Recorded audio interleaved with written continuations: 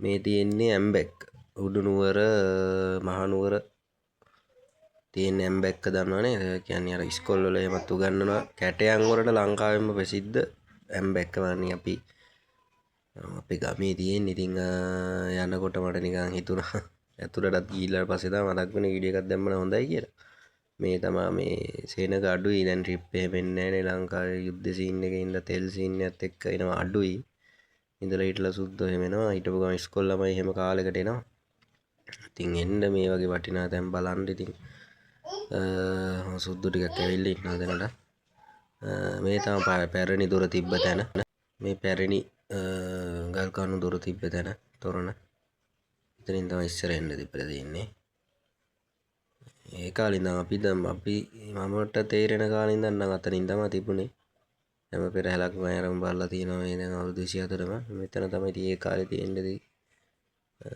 මේක ඉතින් හදපු කෙනාගේ නම ඇම්බැක්ක වුණා කියලා කියනවා. කතරගම දෙයියෝ දේවාලයක් තමයි තියෙන්නේ. කතරගම දෙයියෝන්ට බාර වෙලා තියෙනවා මෙයාගේ කකුලේ අසනීපයකට මාසෙකට සැරයක් යන්න පස්සේ වයසත් එක්ක යන්න බැරි හින්දා එයාගේ ඉඩකමක තිබ්බ මෙතන හදලා තියෙනවා. මේකේ විශේෂය තමයි කැටයන් තියෙනවා. මන් දන්න කතාව ඇත්ත කතාව හැක කොහොමද ඇත්තද බොරුද කොහොමද දන්නේ. අපි දන්න කතාව අහලා තියෙන කතාව තමයි කිව්වේ. මේක වගේ කැටයන් තියෙනවා ලස්සන. එතකොට මේ කැටයම් විතරයි ලංකාවේ. ඉතින් මේ ලස්සන කැටයන් ටිකක් තියෙනවා. ඒවා ඉතින්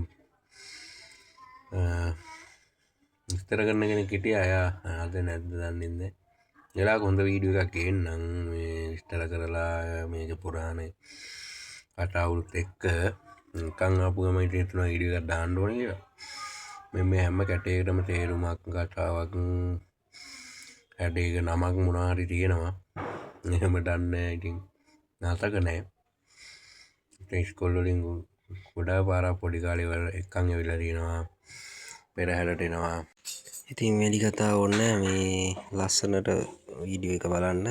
එහෙනම් මම කතාව නවත්තනවා. මේ වගේ වීඩියෝ ඉස්සරහට බලන්න සබ්ස්ක්‍රයිබ් කරන්න.